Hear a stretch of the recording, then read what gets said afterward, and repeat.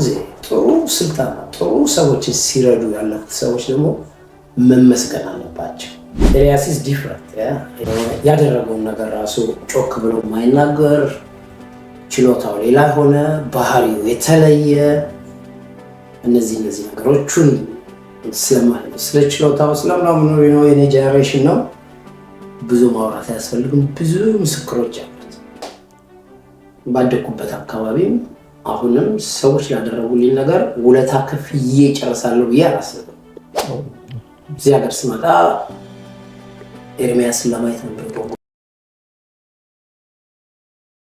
አስፋው ሙላቱ ይባላል። እግር ኳስ በመጫወትና በማሰልጠን እድሜውን ገፍቷል ማለት ይቻላል። ነዋሪነቱ እዚሁ ሜልበርን አውስትራሊያ ሲሆን ቀደም ካሉት የኢትዮጵያ እግር ኳስ ቡድኖች ውስጥ የአንዱ ቡድን ተጫዋች ነበር። እዚህ ሜልበርን ለእይታ ካቀረብኳቸው 2 ዶክመንተሪዎች እንዲሰሩ ሀሳቡን ያቀረበው አስፋው ነው። ሰዎች ለሀገር ያበረከቱት አስተዋጽኦ በቀላሉ መታለፍ የለበትም፣ ልናመሰግናቸው ይገባል የሚል ቀና አስተሳሰብ አለው። አስፋው ይህን በማድረግ ምን እንድናገኝ ፈልጎ ነው? የሱስ አበርክቶ ምን ድረስ ነው? ዛሬ አስፋው ትንሽ ቆይታ እናደርጋለን ከኔ ጋራ። እንኳን ደህና መጣህ አስፋው። አመሰግናለሁ አቤ። ከመጀመሪያው እንነሳና ወጣቸው ሊባርና የጋሽ ወንድሙ ግለ ታሪክ በዶክመንተሪ እንደሰራው ይዘት መጣለው ምንድን ነበር? እንግዲህ በእኛ በባህላችንም ኖት ስፖርት ብቻ ሳይሆን በባህላችንም አንድ ነገር ሰርተው ያለፉ ሰዎች መመስገን አለባቸው። ሲመሰገኑ ደግሞ በህይወት እያሉ ከሆነ ለልጆቻቸው ኩራት፣ ላሉት ሰዎች ደግሞ ጥሩ ተመክሮ ይሆናል። ጋሽ ወንድሙ ከኳስ ተጫዋችነታቸው ውጪ የሁላችንም አባት ነበሩ። መንገድ ላይ ስናገኛቸው አቅፈው የሚስሙ፣ ስለ ኳስ የሚያወሩ፣ የሚያበረታቱ እነዚህ ነገር ያላቸው ሰው ናቸው እና እኔ ብዙ ጊዜ ስናገሩ የሚሳወራ ደስ የሚለኝ 2 ነገሮች ናቸው። አንደኛው ስለ መሰረታዊ ኳስ ወደ ዘሚኒዝ ሚኒ ሮዝ ወይ ደግሞ ግራስ ሮት፣ በሁለተኛ ደረጃ ደግሞ ጥሩ ጊዜ ጥሩ ስልጣና ጥሩ ሰዎችን ሲረዱ ያለፉት ሰዎች ደግሞ መመስገን አለባቸው። ምስጋናው ደግሞ ሻይ በማጠጣት ምሳ በማበላት ሳይሆን እያጨበጨብን ቆመን ማመስገን አለብን የሚለው ነገር ብዙ ጊዜ በውስጤ ነበር። ሌሎች ሰዎች ስላላደረጉት ለማድረግ አሰብኩ። እግዚአብሔር ይስጥ። አንተም ደግሞ ያመጣሁትን ሀሳብ ተቀብለህ ባይከፋቸውም ባሉበት ቦታ እግዚአብሔር ነፍሳቸውን ይማረና ባሉበት ቦታ ሆነው ደስ ይላቸዋል ብዬ አስባለሁ። ሁለተኛውስ ኤልያስ ነው? ኤልያስ is different ኤልያስ ማለት የማይናገር ያደረገውን ነገር ራሱ ጮክ ብሎ የማይናገር ችሎታው ሌላ ሆነ ባህሪው የተለየ እነዚህ ነገሮችን ስለማይ ነው። ስለ ችሎታው ስለምናምን ነው የኔ ጄነሬሽን ነው ብዙ ማውራት አያስፈልግም። ብዙ ምስክሮች አሉት። ኤልያስ ግን ደግ ሰው፣ ንጹህ ልብ ያለው ሰው የሚረዳ ነው። ይሄንን እኔ ካንተ ጋር ሆኜ ያሳለፍኩትን ጊዜ አሁን የምናሳልፈውን አይነት አንድ ቀን ከኤልያስ ጋር ቁጭ ብላ አውርተህ ሰዎች ቢሰሙለት ስለ ችሎታው ሳይሆን ስላረገው ነገር እያረገ ያለው ነገርን መነገር መደረግ አለበት ብዬ አስብ ስለነበረ ለዚህ ነው ያንን ያደረኩት። ኦኬ፣ እኔ እዚህ ሀገር ሳውቅ ጀምሮ ኳስ ታሰለጥን ነው ማቅ ይመስለኛል። አንድነት ቡድንን ነው ታሰለጥን የነበረው። ከአንድነት ጋር ግንኙነቱ እንዴት ጀመረ? በእርግጥ የለም አንድነት ስሙ ተቀይሯል፣ ግን እንዴት ነው ግንኙነታቸው የጀመረው? አንድ ነገርን አመስግኜ እዚህ ላይ አንድ ነገርን ወይንም አንድን ሰው አመስግኜ ወደዛ መግባት አለብኝ። እኔ እዚህ ሀገር ስፖንሰር ያደረገኝ ኢትዮጵያ ኮሚኒቲ ነው። ባደኩበት አካባቢም አሁንም ሰዎች ላደረጉልኝ ነገር ውለታ ከፍዬ ጨርሳለሁ ብዬ አላስብም። እዛ አንድነት ኢትዮጵያ ኮሚኒቲ ሲያመጣኝ እዚህ ሀገር ስመጣ ኤርሚያስን ለማየት ነበር የጓጓሁት። ኤርሚያስ ወንድሙ ማለት እሱን አይቶ ምናምን ከእሱ ጋር ሻይ መጠጣት ምናምን ነው የምትለው። ኤኒዌይ እዛ መጣሁ። ኤርሚያስ ነበር አሰልጣኝ። የሆነ ችግር ተፈጠረና አሰልጣኝ ጠፋ። ኤርሚያስ ቀረ። ዛኔ ራሴ እጄን አወጣሁኝና ማሰልጠን እችላለሁ አልኩኝ። ከዛ ማሰልጠን ጀመርኩ ማለት ነው። እንግዲህ እስካሁን ድረስ አለው ማለት ነው። እኔ በጣም የሚገርመው የዛን ጊዜ ገና አዲስ የመጣበት ወቅት ነው። አልጫወትም ከእናንተ ጋር መጣና ከስልጠና ባሻገር የልጆቹን የሰልጣኞቹን ውሎ ትምህርታቸው ጭምር ትከታተል ነበር። ሁሉም ልጆች ማለት ይቻላል ከቤተሰብ ጋር ነበር የሚኖሩት። አንተ እያንዳንዱ ላይፋቸው ውሏቸው ከማን ጋር እንደዋሉ የት እንደዋሉ ውስጥ ጠይቃቸው ሰማ ነበር እና በጣም ይገርመኝ ነበር። ምንድን ነው ያስፈልገው? ለምንድን ነበር አብይን ያደግኩት 4 ኪሎ ጋር አላቆምህ። ከ4 ኪሎ ወደ ቸርቸር ጎዳና ሂድ፣ ከዛ ወደዛ ደግሞ ወደ 6 ኪሎ ሂድ፣ ከዛ ወደ ፒያሳ ሂድ። አንድ የቀረችው የእኛ ሰፈር መንገድ ነች። ወደ 1080 ወደ ወክማ ወደ ቅድስት ሥላሴ ቤተክርስቲያን በሱ ጋር ትንሽ ሄደ ግንብሌ ድልድይ የሚባል አለ። ድልድዩን ስታልፍ ከፍተኛ 13 ቀበሌ 10 ነው ያደግኩት። ተወልጄ ያደግኩት ማለት ነው። እና እኔን አሁን ላለሁበት ነገር የሰሩኝ የዛ ሰፈር ሽማግሌዎች ታላላቆቼ ምናምን ናቸው። ሌላው 4 ኪሎ ወክማ ውስጥ ልጅ ሆነን እንሄድ ነበር። 4 ኪሎ ወክማ ባስኬትቦል ትጫወታለህ፣ ቮሊቦል ትጫወታለህ ምናምን። እያንዳንዱ ሰዎች ምናልባት የተረሱ ሰዎች ሊሆን ይችላሉ። ባስኬትቦል ስንጫወት እነ ዘማርያም ስዩም ምናምን የሚባሉ በጣም ልጆች ሆነን ነበር። ትምህርት ቤት ሄዳቸው ይሉናል። በጠረጴዛ ኳስ ስንጫወት እነ ሰለሞን በቀለ፣ እነ ከበደ ሙልጌታ እነዚህ የሚባሉ ነበሩ። እነዛ ሰዎችን ሳላስባቸው ውስጤ ያኖርኳቸው ሰዎች ናቸው። ወንድሜ ያለ ታየው ደረስ ከትምህርት ቤት ሲሄድ ቁጥጥር አለ። ምን አደረግ? ወደ ትምህርት ቤት ሲሄድ ያኔ ታክሲ ነበር የሚነዳው። የሚወስደኝ እሱ ነው፣ የሚመልሰኝ እሱ ነው። ሁልጊዜ ሰው ሆኖ ማደግን ነበረ ኢንዳይሬክትሊ ኦር ዳይሬክትሊ ያገኘሁት። አሁን ለተቀረስኩባቸው ነገሮች በሙሉ እነዚህ ናቸው። መኮንን ተሰማ የሚባል የብሔራዊ ቡድን ተጫዋች ነበር፣ ነፍሱን ይማረው። እቤት ድረስ እየመጣ ነበር የሚወስደኝ ኳስ እንድጫወት። ዮሐንስ ሳህሌ፣ እነዚህ ሁላ ዲፍረንት ዌይ ህይወቴ ውስጥ አሉ። እዚህ ስመጣም እነሱን እያየው ነበር እነዛን ልጆች እንዲሆኑ ምላቸው እና በዛ ጊዜ እናንተ በመጣችሁ ጊዜ ብዙዎቹ ልጆች የመጡት በስፖንሰር ሆነው የመጡት በአክስት በአጎት ኤክስቴንደድ ፋሚሊ ነበረ እና you can tell they need help ወደ ትምህርት ቤት መሄድ አለባቸው። ያኔ ደግሞ ላንጉጅ ስኩል ነበር የሚሄዱት። ቋንቋ ማወቅ መቻል አለባቸው። ወደ 15 16 ስለሆኑ ደግሞ ሆርሞን ቼንጅ አለ፣ አድገዋል። እነዚህ ነበሩ። ስለዚህ ማን ታላቅ ወንድም አላቸው ሆነ ቢ ፊገር እና ታላቅ ወንድማቸው ሆኜ ለማገልገል ነው የሄድኩት። ይሄ ነው እንግዲህ በአብዛኛው እነዚህ ልጆች የተካተቱበት እነዚህ እዛን ጊዜ ተሸፈናቸው የነበሩ ልጆች የተካተቱበት እነሱን ይዛቸው አበበ ቢቂላ የሚባል ቡድን መሰረት። ይሄ ቡድን በየአመቱ ዲሴምበር ላይ ለሚካሄደው ቶርናመንት ላይ ይዘው ተሳተፍ ነበረ። ቡድኑ በጣም ብዙ ጊዜ ዋንጫ እንደበላ አካል ላይ ብዙ ጊዜ ዋንጫ በልቷል። ዋናው ጥያቄ የቡድኑ ስም አበበ ቢቂላ ነው። የሚለብሰው ማሊያ የቅዱስ ጊዮርጊስ ነው። ምንድን ነው ማስተላለፍ የፈለከው?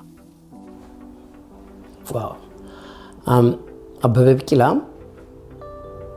ነፍሱን ይማር። እዚህ ላይ የሆነ ነገር እነግራለሁ። ሪቻርድ የሚባል ሳውት ሱዳን ልጅ ነበረ፣ ያኔ ወጣት ነበርና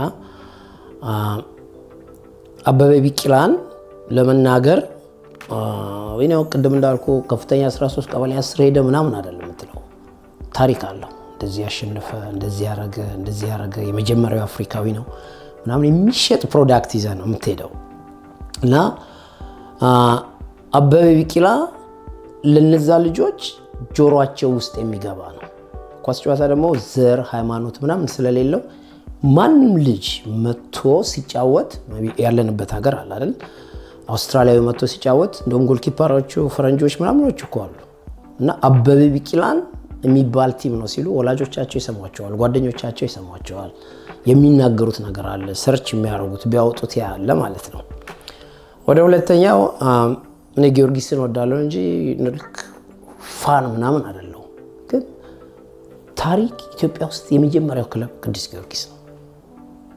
አሁን ላለንበት ክለቦች ለተቋቋሙት ምናምን ቅዱስ ጊዮርጊስ ነው። ሰው ይህን ኮኔክት አድርጎ አበበ ቢቂላና ልጆቹ ያንን ቢለብሱ መናገር ይችላሉ። እና ለልጆቹም ስነግራቸው ይሄ ነው። በዚህ ላይ አንድ ምነግርህ አሁን የኔ አካዳሚ አለ። እኔ አካዳሚ ወደ 130 140 ልጆች አሉ። በሙሉ 11 ቁጥር ነው የሚለብሱት። ምክንያቱም ሁሉም እኩል ናቸው። አንዳንድ ነው የሚለብሱት። 10 ቁጥር የለም ሮናልዶ ነኝ ሜሲ ነኝ እንደዚህ ነኝ የሚል አለ። ሁሉም 11 ቁጥር ናቸው፣ እኩል ናቸው። በዛ ወይ ሞቲቬሽን ለማድረግ ልጆቹን ቀና ብለው እንዲሄዱ ለምን እንዲተመረጠ ቢባል ሳያፍሩ የሚጫወትበት ነው ብዬ ነው ያሰብኩት። I don't think it's no big deal ግን it's work. ምን ያደርግ ሁለተኛ ሶስተኛ ወጣናቸው ብዙ ናቸው። I think 4-5 ጊዜ በልተዋል ልጆቹ። ዋንጫ መብላታቸው ሳይሆን የ17 የ16 የ15 ዓመት ልጆች ከትልልቆቹ ጋር በጣም አድማየር ከሚያደርጓቸው ከትልልቆቹ ጋር እየተጫወቱ የታዩበት ችሎታቸውን ያሳዩበት ማድረግ እንደሚችሉ የታየበት ቲም ነው። ትዝ ይል ከሆነ እና ቢቲ ገና በ17 ዓመቱ nobody stop him that boy ግራኝ እንደዚህ እነ ዳንኤል እነ ብሩክ እነ አርማንዶ እና በጣም ነው። ሌላው አሁን በዛ ግሩፕ ውስጥ የሄዱት ልጆች አሁን የት ናቸው ብትል 3 ልጆች ወልደዋል፣ 2 ልጆች ወልደዋል፣ ሎየር ሆነዋል፣ አካውንታንት ሆነዋል፣ የመንግስት ሰራተኛ ቤተሰብ የመሰረቱ ሆነዋል። እንግዲህ እነዚህ ሁላ ለልጆቻቸው የሚነግሩት አበበ ቢቂላ ተጫዋች ያለው የለበስኩት ማሊያ ይሄ ነው ያንን የሚያስረዱበት አለ ብዬ አስባለሁ። ስለዚህ I'm blessed። እሺ ወደ አንተ እንመለስ። በቀድሞ ስም አንደኛ ዲቪዚዮን ለነበረው ባና ትራንዚት ነበር የምትጫወተው። ከዛ ፊት ጃሜዳ ቀበሌ 10 ነበር፣ ለቀበሌ 10 ትጫወት ነበር። አጃመር ላይ እንምጣና እንዴት ለቀበሌ ልትሰለፍ ቻልክ? በመጀመሪያ የተሰለፍክበት ትውስታ ጨምራቸው። ኦኬ ቀበሌ ቢሲ የሚባል አለ አይደል? እንደሱ ነበር ሄድ ነው። እኛ ታላላቆች የነበሩት አለቅ ብለው ነበር። በፍጹም አንለቅም አሉ። ከዛ በኋላ 1 ዓመት ሲቀረን ከነሱ ጋር መጫወት ጀመርን። ከዛ ራሱ ትዝላል በዛ ጊዜ እኮ አብዮት ጥበቃ ምናምን የሚባሉ ሰዎች አሉ። ሊያውን የሚመጡት እነዚህ ሰዎች ለምንድን ነው ወደዛ ማሄዱት? ትልልቆቹ። እኛም በቃ ለምንድን ነው እያል ቀበሌ መጫወት ጀመርን። ከዛ በኋላ ከ1 ዓመት በኋላ ሻምፒዮን ሆንን። የኔ መጀመሪያ ክለብ የተጫወትኩት ፖሊስ ሲ ተጫውቻለሁ። በጣም በጣም በጣም ጥሩ ልጆች ከነበሩ ጋር ለመጥቀስ ያህል እነ ኢያሱ ከበደ፣ ሰለሞን 3 ቁጥር ጊዮርጊስ ተጫውቷል። 3 ቁጥር ግራኝ ልጅ መገርሳ ደፍናልኝ ሰለሞን መገርሳ የሚባል እንዳለ ፈይሳ የሚባል አሁን አልፈዋል ብሔራዊ ቡድን የደረሱ ከነሱ ጋር ሲ ቡድን ተጫውቻለሁ። ከዛ በአመቱ ከሲ ቀበሌ ስንጫወት ከነማ ተቋቋመ። የመጀመሪያው ከነማ ቲም ሲቋቋም ለመጀመሪያው ከነማ ቡድን ተጫውቻለሁ። እዛ ወደ ባህር ትራንዚት የገባሁት የሐረር ልጅ አንተነህ የሚባል ከሐረር ባህር ትራንዚት ገብቶ እሱን ለመውሰድ ይመጣሉ እና አሰልጣኝ የነበረው ታደሰ ወልዳረጋይ ነው። እኛ ሰፈር ውስጥ ስንጫወት ደረቴ ላይ ከነማ የሚል የከነማ ማሊያ ለብሼ ነበር። ከነማን ይዛችሁት ነው አለ ማለት ነው። በጣም በጣም ልጅ ነበርኩ። ኢማጂን እዛ ስሄድ ተስፋዬ ከበደ ኃይሌ ካሴ፣ ታሪኩ ኃይሌ እነዚህ ትልልቅ ተጫዋቾች ነበሩ። ለማየት የሚከብዱ ሰዎች ጋር አንድ አይነት ቱታ ለብሰ አንድ አይነት ማሊያ ለብሰ ተካገለቱ አጠገብ ቁጭ ብሎ ምናምን እያል ለጉራ እንዲመች አንድ አመት ጥሩ ጊዜ አሳለፍን። በጣም ተስፋ በነበረኝ ሰዓት ላይ ባህር ትራንዚት ፈረሰ። the same time ደግሞ እናቴ ሞተች። ከዛ ላይፍ ዋብል ማድረግ ጀመራል አይደል? ይሄ አይሰራም የሚሉት ነገሮች መጡ። ከዛ በኋላ እንትን ገባሁ፣ ክራይ ቤቶች ገባሁኝ። ክራይ ቤቶች ለመጀመሪያ ጊዜ አንደኛ ዲቪዚዮን ሲገባ ከሁለተኛ ዲቪዚዮን እኔ ያለሁበት ቲም ነው ወደ አንደኛ ዲቪዚዮን ያስወጣው። ባልሳሳት 7 ወይ 9 ጎሎች አግብቻለሁ ወደ አንደኛ ዲቪዚዮን እንደሄዱ። ከዛ በኋላ እንግዲህ አደግን መሰለኝ። ከኢትዮጵያ መውጣት አለብን፣ የኢትዮጵያ እግር ኳስ እንትን የሚል ጀመረ። ዳሴ ብሔራዊ ምናምናቸው አንደር 17 ተመርጫለሁ። ማስ ግሩፕ ነው ወጣት ሳይሆን አንደር 17 ነበር የሚባለው። እዛ ላይ ተመርጫለሁ። በጣም ማስ ግሩፕ 49 ምናምን ሰዎች የተመረጡ ጊዜ ታደሰ ወልዳረጋ ይባላል ያን የነበረው አሰልጣኝ። የማሪታይም የባህር ትራንዚት አሰልጣኝ ነበር። እዛ ሄጄ ነበር። ኦኬ አስፋው ወደ ሜልበርን እንታስ ከሆነ ጊዜ በኋላ ወጣቶችን ከማሰልጠን ይልቅ ታዳጊዎች ላይ ትኩረት ማድረግ ጀምረሃል። ውጤት ከታች መነሳት አለበት ነው ወይስ ምንድን ነው? እስኪ ይሄንን አስረዳኝ። ሁልጊዜ እንግዲህ ከተወሰነ ጊዜ በኋላ ከ5 ዓመት በፊት የነበርኩት አስፋው አይደለሁም። ከ10 ዓመት በፊት የነበርኩት አይደለሁም። እንደዚህ የሆነ መጣና ምንድነው እሱ ስፖርቱ እንደሚያድገው ሁላ እኛም ማደግ አለብን የሚል ነገር መጣ። ኦኬ የምንኖረው ትልቅ ዓለም ላይ ነው።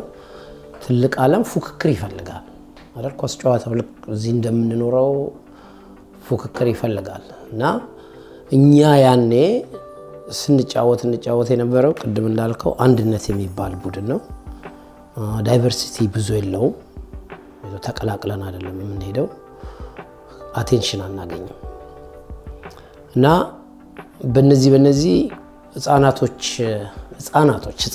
የሚለውን በደንብ ጀመርኩ። በኢትዮጵያም ቶርናመንት ላይ ለማሳየት ከአበበ ቢቂላ ልጆች ደግሞ ያነሱ ይቻላል የሚባል ቲም አቋቁሜ ነበር። ቬሪ ያንግ እና ለኔ አሁን ድረስ የድሮ ተጫዋች ወይንም አስፋው የድሮን ታሪኩን እንዲህ ነበርኩ እንደዚህ ያደርግ ነበር ከሚለው ያንትቶ ዛሬ ምን ይመስላል ነገ ደግሞ ምን ሊሆን ይችላል ብሎ የሚገምት መሆን አለበት እና በዛ ላይ ተነሳውኝና ወጣቶች ስቲል ዳይቨርሲቲ የሌለው የኛኑ ልጆች ብቻ ሆነ የሚሰለጥነው ሊሰራ አልቻለም። ቢካዝ ልጆቹን እኛውንን የምናመላልሳቸው የሆነ ነገር የምናረጋቸው እኛ ሆነን እዚህ ሀገር የተወለዱትን ማለት ነው። ያኛው አይሰራም። አበበ ቢቂላ ልጆች ያደረግነው ለነዚህ ማድረግ የለብንም። so I must move on እንዳለ ከዚህኛው ከኢትዮጵያ በአንድ እንትን ላይ ያለውን ተወኩኝና ዌስተርን ስታር የሚባል ቡድን አቋቋምኩኝ ማለት ነው። ዌስተርን ስታር ቬሪ ሚክስ የሆነ ቲም ነው። ሻምፒዮን ሆነን እዚህ ላይ የምታያቸው ብዙዎቹ ሻምፒዮን የዌስተርን ስታር ሎጎዎች እነዚህ ናቸው። ኦል እነዚህ ልጆች ላይ ፎከስ ተደረገ። ከኛ የተሻሉ አይነት ሰዎች ሆኑ። ወላጆቹ ይዘዋቸው ወደ ጌም የሚመጡ ትሬኒንግ ላይ ወላጅ ይዟቸው የሚመጣ ልጆች እንደሱ ነው። አንድ ስቴፕ ሄደ ማለት ነው። እነኛ ደግሞ ልጆች በወላጆቻቸው የሚመጡት እንደኛ ልጆች የተፈጥሮ ታለንት የላቸው። ብዙ መስራት አለብህ ማለት ነው። እነሱም ማስተማር አለብህ፣ እነሱም ማድረግ አለብህና ወደዛ ሄድኩ ማለት ነው። ከኛ ወጥቼ ወደዛኛው ሄድኩኝ። ግን የኛዎቹ ደግሞ መኖር ማደግ አለባቸው። ምንድነው የኛ ስለ አፍሪካንስ ለማለት ነውና ኦኬ ምንድነው መደረግ ያለበት በዚህ ኦኬ የኛ ሰዎች ላይ ስፖርቱ እንዲገባቸው የሆነ ነገር መሰራት አለበት። መጽሐፍ ጻፍኩኝ መሰረተ ኳስ የሚል መጽሐፍ ጻፍኩኝና ከሀ ወደ ፐ የሚሄደው ነው። ሀ እንዲያረጋል ለእንዲያረጋል ምናምን የሚለው ላይ ተከሄደ እና ወደ ጥያቄው ለመግባት ወደዛ ላይ የሄድኩት ማደግ አለብን መፎካከር አለብን። ስለ ትላንት የሚያወሩ ሰዎች ካሉ እነሱን ትቶ አሁን ያሉትን ይዞ መሄድ የሚለው ነው። ኢትስ ወርክ ኦኬ መጽሐፉን እንመጣበታለን። ራሱ የቻለ አንድ ትልቅ ርዕስ ነው እሱ። ህጻናቶችን የዛን ጊዜ እንግዲህ ለብቻ ማሰልጠን ጀመረ።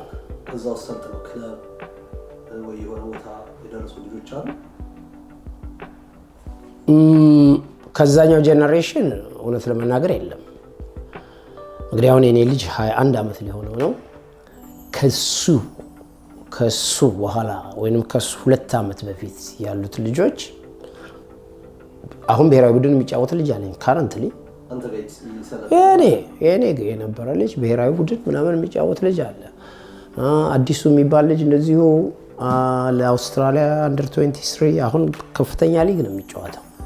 እነዚህ ወደ ከ40-50 ዓመት ቁጥር በላይ ያላቸው ልጆች ቬሪ ፕሮሚሲንግ ክለብ ነው የሚጫወቱት። ኤሊግ እየደረሱ አንደር 23 አንደር 20 ምናምን ለኤሊግ ክለቦች የሚጫወቱ ልጆች አሉ። ትልልቅ ክለብ ላይ ማለት ነው። አሁንም በቂ አይደለም እና አሁን እስከ 20 ዓመት ያላቸው ልጆች ጥሩ ክለብ ነው የሚጫወቱት። ቦነሱ ደግሞ ብዙዎቹ ዩኒቨርሲቲ አሁን ባሉበት በዚህ ዓመት ላይ ወደ 8-9 የመጀመሪያ ዲግሪያቸውን ይዘዋል። ተመልከት እንግዲህ ኳስ ሲጫወቱ የነበሩ የመጀመሪያ ዲግሪ ያላቸው ሄልዚ እስካሁን ድረስ ስፖርት የሚሄዱ ኳስ የሚጫወቱ ያንን ፈጥሮልናል እና አሁን ያሉኝ ደግሞ ከ13-14 ዓመት በታች ያሉ ልጆች ደግሞ አብሶሉትሊ ሌላ ስቴጅ ላይ ያሉ ቬሪ ፕሮሚሲንግ ልጆች ናቸው እና ዳይቨርሲቲ ያለው ልጅ ናቸው። ግን አሁን ጥሩነቱ ድሮ ያሰለጠንኳቸው ልጆች የነሱ ልጆችን ስለሆነ አሁን ማሰለጠነው ወደ የገባቸው ናቸው። ገንዘባቸውን ትንሽ ኢንቨስት ያደርጋሉ፣ ሆምወርክ ይሰራሉ። ለምሳሌ 20 ጃግል አድርገህ ነገና ስትለው ልጁ የ20 ጃግሊንግን ቫልዩ አባትየው ይነግረዋል። ኔክስት ዴይ ሲመጣ ልጆቹ ዴቨሎፕ እያደረጉ ይሄዱ ነው።